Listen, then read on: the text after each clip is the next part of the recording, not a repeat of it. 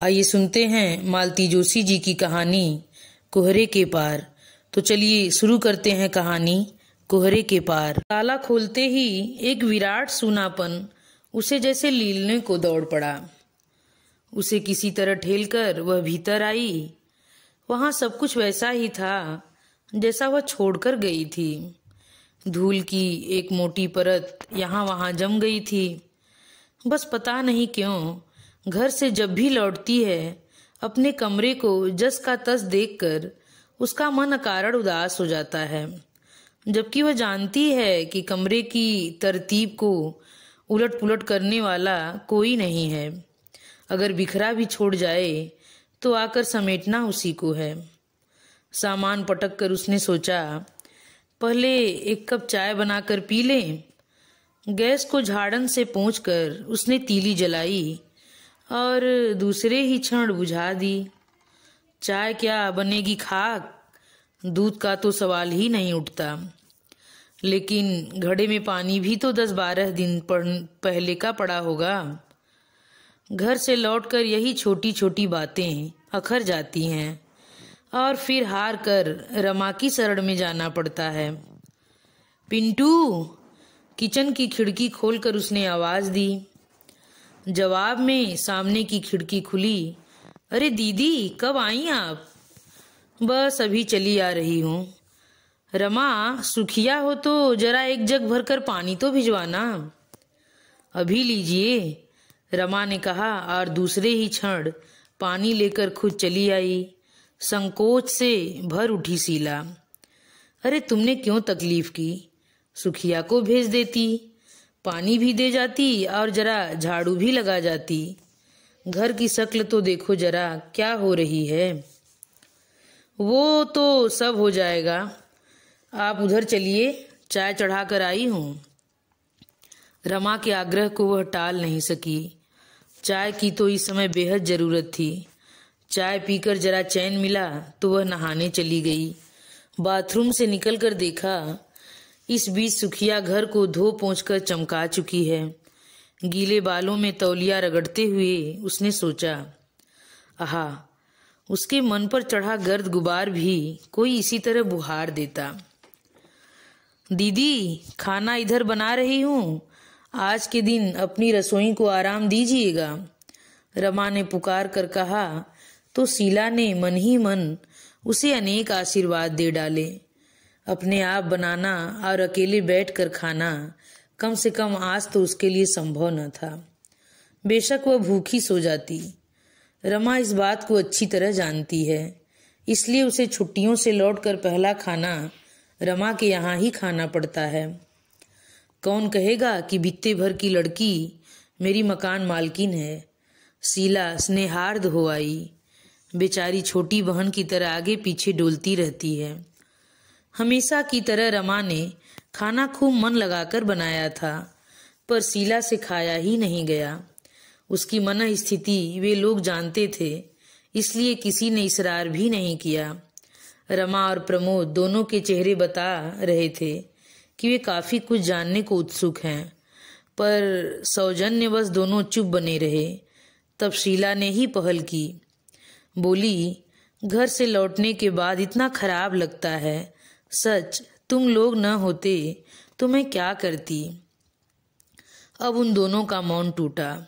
घर पर सब ठीक तो है ना? हाँ, सब ठीक ही समझो। अम्मा जी? वे भी ठीक हैं, ईश्वर ने ही उन्हें शक्ति दे दी है, नहीं तो बुढ़ापे का शरीर, बीमारियों की फौज साथ लगी हुई, इतना बड़ा दुख कैसे झेल गई, यही सोचकर आश्चर्य होता है। वो तो ईश्वर अपने आप शक्ति दे देता है, प्रमोद ने कहा। बच्चे कहाँ हैं? रमा ने पूछा। लड़के तो दोनों अपने घर पर ही हैं, दोनों बड़े भी हैं। शशांक तो फर्स्ट ईयर में पहुंच गया है, प्रशांत भी 10वीं में है। स्वाति की ही चिंता है, बहुत छोटी सी है बेचारी। और क्या, इतना शौक था दीदी को लड़की का, पता नहीं कितनी मन्नतों के बाद तो पैदा हुई है, और अब खुद उठकर चल दी दूसरे लोग को। बातचीत फिर इसी बिंदु पर आकर थम गई। बाकी नीरवता में ही संपन्न हुआ। खाने के बाद शीला कुछ देर तक पिंटू के साथ खेलती रही और फिर क्षमा मांगकर अपने घर की ओर चली आई। बेहद थक गई थी वह, और थकान भी क्या सिर्फ सफर की थी।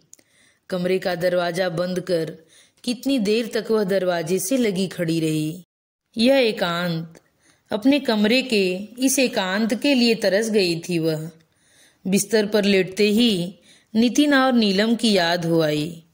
बुआ के पास सोने के लिए कैसी महाभारत मची रहती थी दोनों में।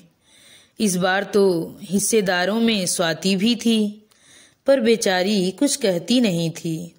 उदास आंखों से टुकुर टुकुर ताकती रह जाती थी। उन दुष्टों के सो जाने के बाद शीला धीरे से उठ जाती और स्वाति को लेकर किसी दूसरे बिस्तर पर आ जाती। वह मातृहीना बच्ची तब उसे कसकर भींच लेती। स्वाति की याद आते ही मन कैसा तो होने लगा।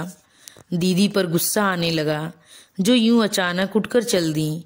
खुद तो चली गई, पर उसे कैसी अजीब उलझन में डाल गई हैं। बहुत रातों की जागी थी वह। सोचा था बिस्तर पर पड़ते ही नींद आ जाएगी, पर विचार थे जो गोल बनाकर उसके इर्द गिर्द नाच रहे थे। वह परेशान हो उठी। लगा कि यह घुप अंधेरा उसे निगल जाएगा। रोशनी की एक किरण, हवा का एक झोंका कहीं से मिले तो वह जी जाए। अनमनी सी वह उठी और उसने बाहर का दरवाजा खोल दिया। बगल वाले कमरे में अब भी उजाला था। उसने झांक कर देखा, रमा रेडियो के पास बैठकर बुनाई कर रही है। अब तक जाग रही हो? उसने पूछा। अभी 9:30 ही तो बजे हैं। प्रमोद कहाँ है?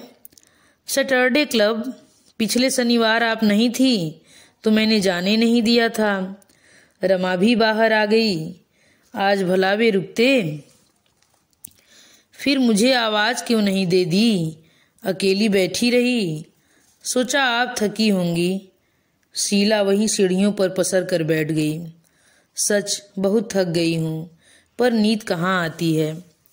बुनाई छोड़कर रमा भी उसके पास आ बैठी। धीरे से बोली, नींद कैसे आएगी भला? इतना बड़ा शौक है।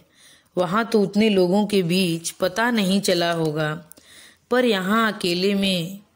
रमा जी, शौक दीदी की मृत्यु का उतना नहीं है, पर जानती हो वे लोग मुझे दीदी के स्थान पर देखना चाहते हैं। ओह नो, सच कह रही हूँ। अगर सिर्फ दीदी के ससुराल वाले ही ऐसा सोचते तो मुझे आश्चर्य नहीं होता, पर दुख तो यह है कि अम्मा, भैया, भाभी, नीचू, चाचा सबके सब पीछे पड़ गए हैं। मैं तो ग्लानि से भर उठी हूँ। लगता है जैसे दीदी की मृत्यु की कामना लेकर ही मैं इतने वर्षों तक अनब्याही बैठी रही। और जीजा जी वे क्या कहते हैं? वे क्यों कुछ कहेंगे, जरूरत ही क्या है। पर उन्होंने कोई प्रतिवाद नहीं किया। यही स्पष्ट संकेत नहीं है क्या? वे तो जानते हैं कि समाज बड़ा दयालु है। ज्यादा दिनों तक उन्हें कोई अकेला नहीं रहने देगा। वैसे दीदी खुद ही सारी व्यवस्था कर गई लगती हैं। क्या व्यवस्था कर गई हैं दीदी? रमा ने पूछा। कह गई हैं शीलू को स्वाति की माँ बना लेना। कुछ क्षण स्तब्धता छाई रही। फिर रमा ने कहा, साल 6 महीने के बाद शायद मैं भी यही सुझाव देती, पर इतनी जल्दी? ओह, मैं तो सोच भी नहीं सकती। शीला ने एक भरपूर दृष्टि रमा पर डाली। तुम भी यही सुझाव देती? क्यों रमा, तुम्हें क्या मैंने कभी अपनी कहानी सुनाई नहीं? सुनाई है दीदी, जानती हूँ। आप किसी स्वर्गीय आत्मा की पावन स्मृति में आराधना का दीप जलाए बैठी हैं। पर दीदी, जिंदगी सिर्फ भावनाओं के आधार पर नहीं चलती। उसे किसी ठोस सहारे की जरूरत होती है। आज नहीं तो कल आप इसे अनुभव करेंगी, तब मैं वह सहारा खुद ढूंढ लूंगी। और आज ये लोग जो मौका हाथ लगा है, यही कहना चाहती हो ना? मौका शब्द अच्छा नहीं लग रहा दीदी। कुछ भी कह लो, क्या फर्क पड़ता है। तुम्हारा तो ठीक है, खुद अम्मा भी कह रही थी कि तुम सोच विचार करती रह जाओगी और रिश्ता हाथ से निकल जाएगा। ठीक ही तो कह रही थी अम्मा जी, इतना अच्छा घर वर देखते ही लोग तो गुड़ की चींटियों की तरह दौड़ पड़ते हैं, तब ये उम्र का भी ख्याल नहीं करते, रमा ने कहा। तो तुम चाहती हो मैं भी इस दौड़ में शामिल हो जाऊं? निर्णय की जल्दी न सही, पर इस दिशा में सोच तो सकती हैं आप। रमा, जीजा के रूप में वह व्यक्ति बहुत आदरणीय है मेरे लिए, पर पति के रूप में मैं उसकी कल्पना भी नहीं कर सकती। पता नहीं क्यों विवाह को लेकर हम लोग सिर्फ दैहिक स्तर पर ही सोचते हैं, रुपए पैसे से ही रिश्ते को तौलते हैं, इससे परे जैसे किसी चीज का अस्तित्व ही नहीं है। लेकिन मैंने अब जिंदगी को एक नए नजरिए से देखना सीखा है।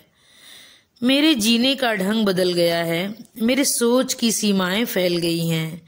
अपने आसपास मैंने रंगों की एक नई दुनिया ईजाद कर ली है। चेतना के स्तर पर बहुत आगे बढ़ आई हूं मैं, अब पीछे लौटना संभव नहीं है। रमा, अब मैं उस व्यक्ति के साथ गुजारा नहीं कर सकती जिसकी दुनिया घर और दफ्तर तक ही सीमित है, फाइल और अखबार ही जिसके लिए साहित्य है, महीने में एक बार सिनेमा देख लेना जिसके लिए कला प्रेम है, और जो बच्चों का बीमा कराने या पत्नी के लिए साल में एक आध जेवर बनवाने में कर्तव्य की तीसरी मानता है। नहीं रमा, ऐसे दुनियादार आदमी के साथ अब मेरा निर्वाह संभव है। एक ही सांस में कितना कुछ कह गई शीला। खिड़की से छन कर आते प्रकाश में रमा एकटक उसके तमतमाए चेहरे को देखती रह गई।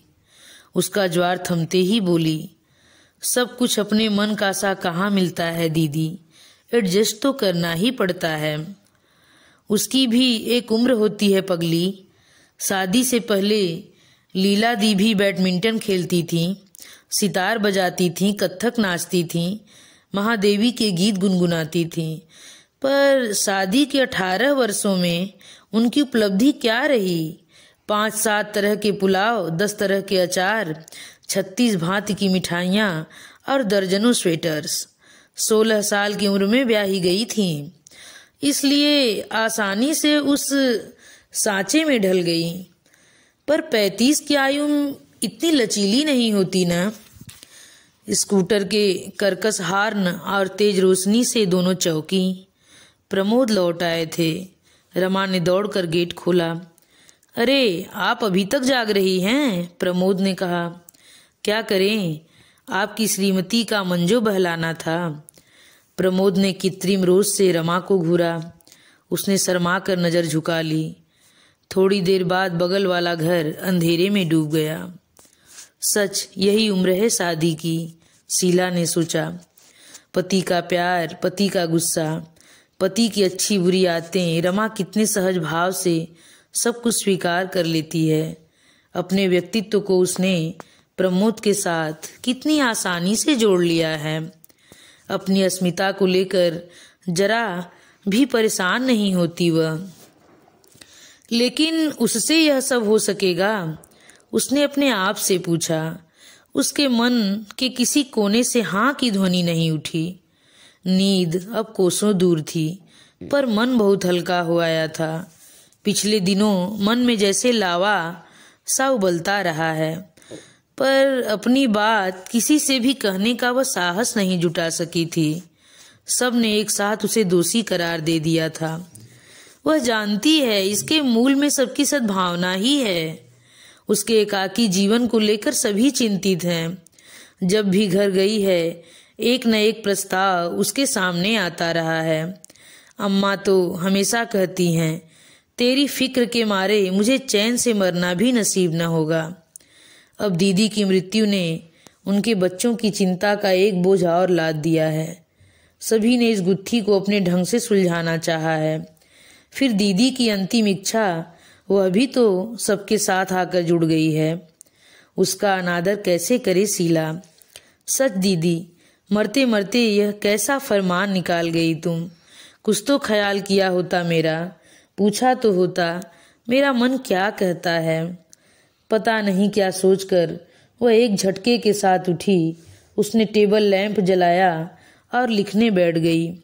आदरणीय जीजाजी, दीदी ने चाहा था कि मैं स्वाति की माँ बनूं।